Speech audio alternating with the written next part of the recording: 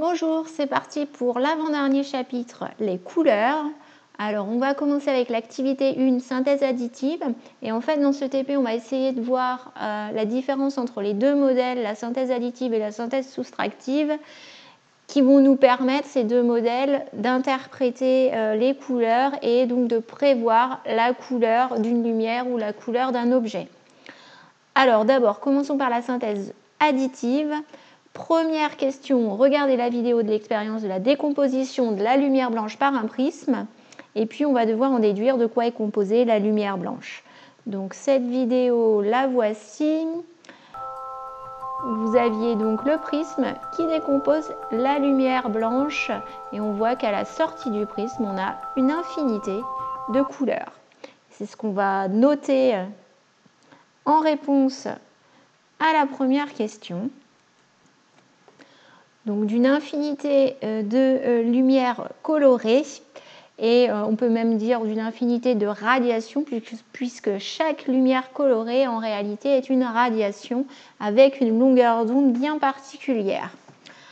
Ensuite, question 2, on dispose de 3 spots émettant des lumières primaires, rouge, verte et bleue, et on superpose les différents faisceaux de lumière. On nous indique une animation qu'il faut utiliser pour indiquer les couleurs secondaires qui seront perçues par un observateur quand on superpose les 3 faisceaux de lumière.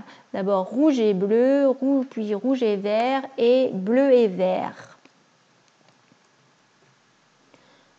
Alors allons sur cette animation, voilà. Donc si on superpose les faisceaux rouge et vert, on obtient du jaune. Si on superpose les faisceaux bleu et rouge, on obtient du magenta. Et puis bleu et vert, on obtient du cyan.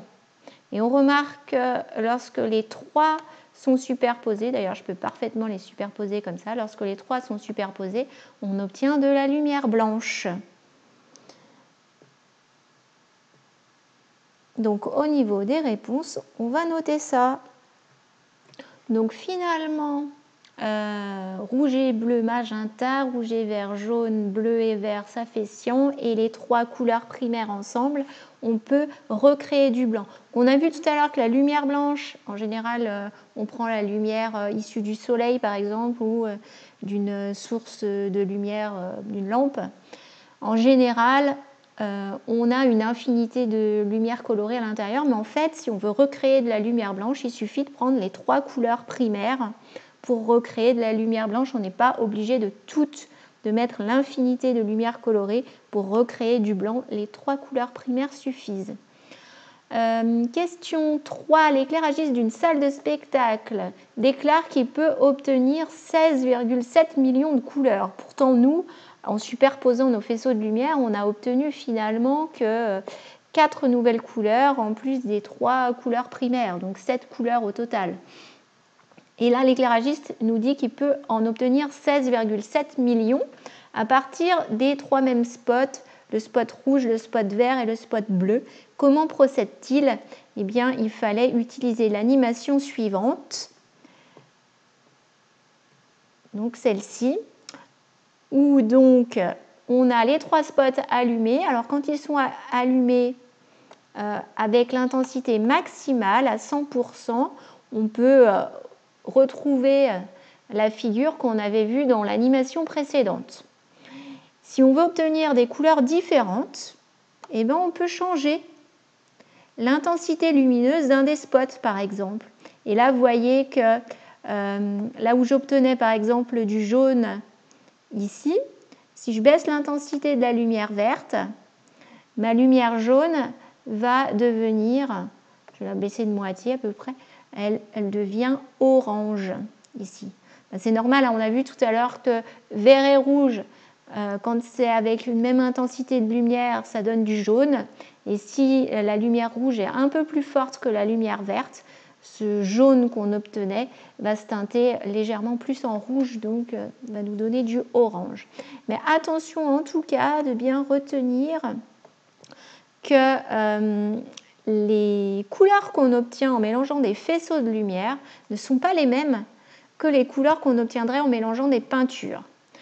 Parce que justement, sur les faisceaux de lumière, on travaille en synthèse additive, alors que sur les peintures, on verra qu'on réfléchit plutôt en synthèse soustractive. Donc, retournons à la fiche de TP et on va noter que donc l'éclairagiste allume les différents spots avec des intensités lumineuses différentes. Et en fait, chacun des spots va pouvoir être réglé entre une intensité qui va de 0 à 255. Donc on a 256 possibilités de réglage pour chaque spot et 256 fois 256 fois 256, on obtient 16,7 millions de couleurs. Pour la question 4, on doit regarder la vidéo de l'expérience du disque de Newton et puis essayer de l'interpréter en s'appuyant sur ce document où on voit que quand de la lumière bleue et de la lumière verte entrent dans l'œil, à ce moment-là, le cerveau va l'interpréter comme une lumière cyan. Et justement, juste avant, on avait vu que lorsqu'on mélange une lumière bleue avec une lumière verte, notre cerveau interprète le mélange de ces deux couleurs comme du cyan. Alors, la vidéo, c'était celle-ci. Donc, le disque de Newton, c'est un disque qui est coloré avec plein de couleurs différentes. Et quand on le fait tourner très vite, on a une impression de blanc. La couleur apparente devient du blanc.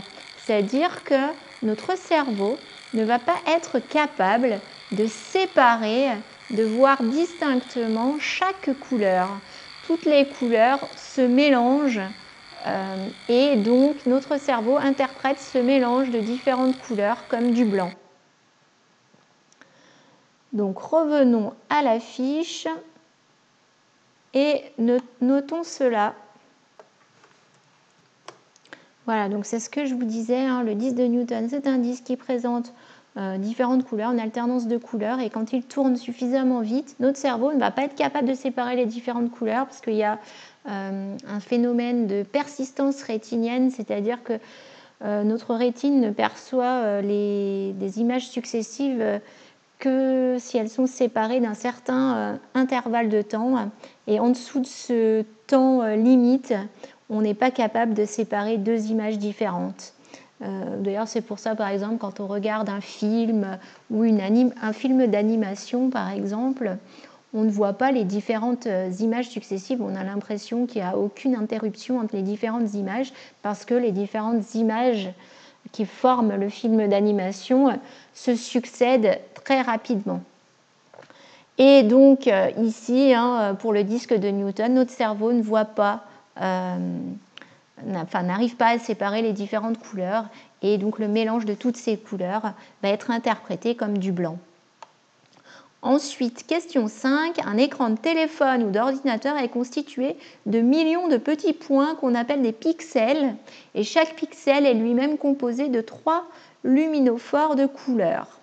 On nous demandait d'utiliser cette animation et d'expliquer comment un écran peut restituer toutes les couleurs et en particulier comment il va faire pour, par exemple, restituer du orange. Alors, on repart dans les animations. Hop, j'avais ouvert à l'avance. Donc ici, on a l'écran d'ordinateur.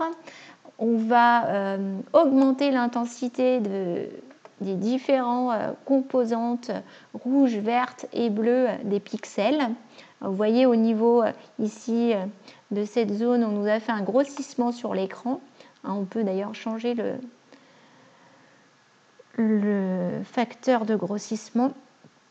Et donc on voit les luminophores rouges qui s'allument et l'écran devient rouge.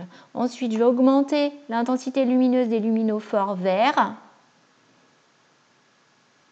Vous voyez que je vais obtenir un écran jaune puisque rouge et vert, ça fait du jaune.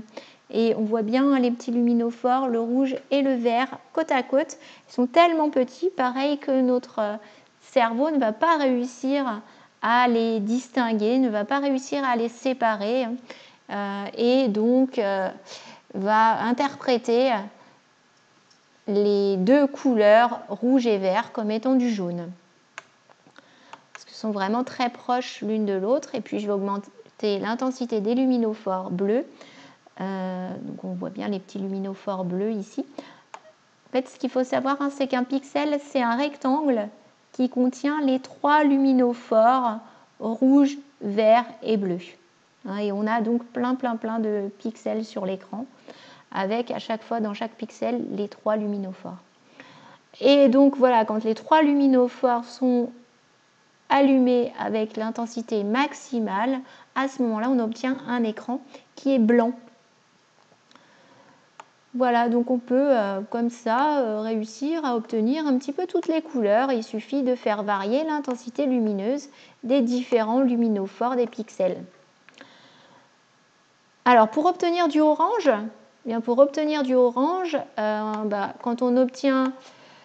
quand on allume à pleine intensité le rouge et le vert, on obtient du jaune. Donc il faudrait qu'il y ait un petit peu plus de rouge que de vert pour que ce soit davantage orange. Donc, je vais baisser un petit peu l'intensité lumineuse du vert. Voilà. Donc revenons à la fiche d'activité et notons cela.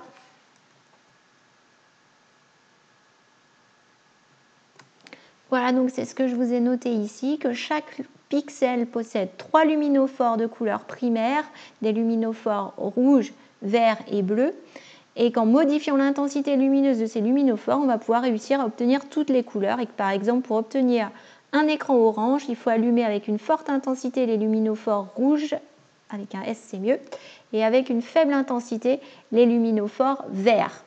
Et puis on va éteindre les luminophores bleus. Voilà pour la correction, j'espère que vous avez bien compris et je vous dis à bientôt.